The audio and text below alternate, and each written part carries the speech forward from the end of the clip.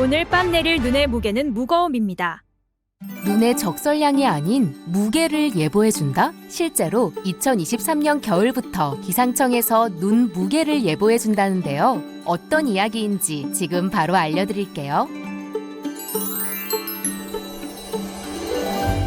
행정안전부 자연재난 통계에 따르면 2011년부터 2020년까지 10년간 대설로 인한 피해액은 무려 1,574억 3천만 원이라는데요. 대설로 인한 피해의 상당 부분은 무거운 눈 때문에 발생했다고 합니다. 무거운 눈 때문에 발생한 사고로는 대표적으로 2014년 2월 경주 마우나 리조트 붕괴 사고가 있는데요. 당시 쌓인 눈의 무게를 이기지 못하고 체육관 지붕이 무너지면서 신입생 오리엔테이션을 하던 부산 외대 재학생과 입학생 등이 매몰되어 사망자 10명을 포함해 214명의 사상자가 발생한 참사입니다. 그때 체육관 위에 쌓인 눈의 무게는 약 180톤 정도였다는데요. 이는 15톤짜리 덤프트럭 12대에서 15대의 무게라고 하죠. 또 2022년 겨울에는 서해안과 전라도 중심으로 기록적인 폭설이 내리면서 40cm 이상 쌓인 눈 때문에 전북 군산에서는 한 카페의 지붕이 무너져 건물 내부의 집기들이 파손되고 비닐하우스와 축사 같은 시설물이 무너져 뼈대만 남게 되는 등 농민뿐만 아니라 도시의 시민들까지 많은 피해를 입었습니다.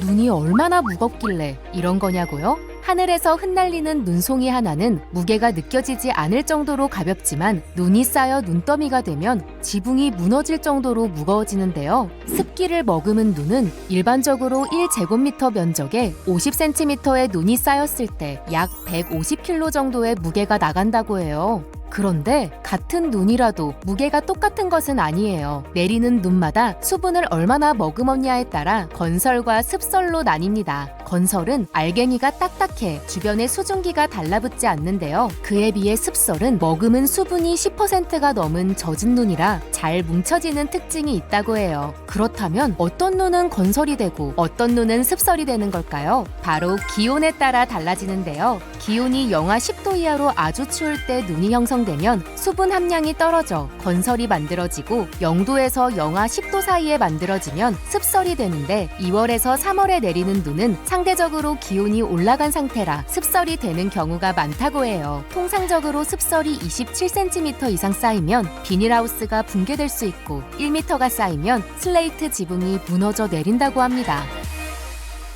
쌓인 눈이 무서운 이유는 또 있습니다. 바로 고드름 때문인데요. 쌓인 눈이 한겨울 햇살에 녹았다 얼었다를 반복하면서 고드름이 만들어지는 경우가 많은데 건물 외벽에 고드름이 생기면 흉기로 변할 수 있기 때문이죠. 실제로 2018년 12월 충북 제천시 초등학교에서 유치원생이 떨어진 고드름을 머리에 맞아 두개골이 함몰되고 뇌출혈이 발생하는 큰 부상을 당하는 일이 있었고 2019년 1월엔 서울 동작구 상도터널 입구에서 고드름이 낙하해 운전자가 놀라 급정지하면서 다중 추돌 사고도 발생했습니다. 소방청 통계에 따르면 2022년 겨울철 고드름에 의한 인명구조 건수는 2,625건에 달했다고 합니다. 특히 아파트나 건물 외벽에 생긴 고드름은 아랫부분이 뾰족하게 만들어져 떨어질 경우 크기와 높이에 따라 행인들이 치명적인 부상을 입을 수 있어 위험합니다.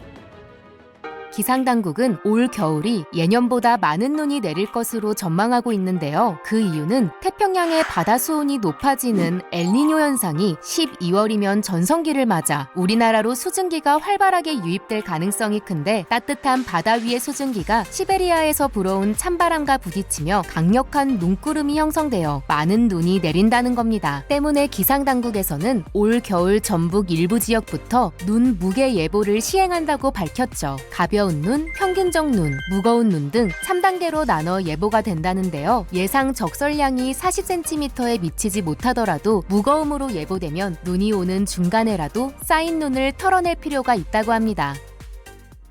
그렇다면 폭설이나 고드름으로 인해 피해가 이어지지 않도록 예방하는 법을 기억해둬야겠죠? 평소 폭설과 관련된 예보를 주의 깊게 보고 주변에 비치된 제설함에 보관되어 있는 제설용품과 모래, 염화칼슘 등을 이용해 눈을 치우는 것이 좋겠습니다. 교통이 불편하거나 산간 지역에 있을 경우엔 비상 연락망과 비상 식량을 충분히 준비해두는 것도 필요합니다. 도심 지역에서는 폭설이 내리면 자가용보단 대중교통을 이용하고 외출 시에는 미끄러운 곳에서 넘어지지 않도록 바닥이 넓은 운동화나 등산화를 착용해야 합니다. 무엇보다 평소 장갑을 착용하고 걸을 때는 주머니에 손을 넣지 말아야 혹시나 넘어졌을 때 몸을 조금이라도 더 보호할 수 있다는 걸 기억하세요. 고드름 사고로 인한 피해를 예방하기 위해서는 외부로 노출된 수도 배관을 주의 깊게 살펴봐야 합니다. 높은 곳에 매달린 고드름을 직접 제거하는 것은 추락 등의 2차 사고의 위험이 높으니 직접 제거하지 말고 즉시 119에 신고해야 합니다. 하얀 첫눈이 소복하게 쌓이면 깨끗한 눈밭에 발자국을 찍는 재미도 있지만 올해는 발자국을 찍은 뒤에 내 집 앞의 눈은 내가 직접 쓸어보는 게 어떨까요? 모두의 안전을 위해서요. 올해도 안전하고 행복한 겨울 보내세요.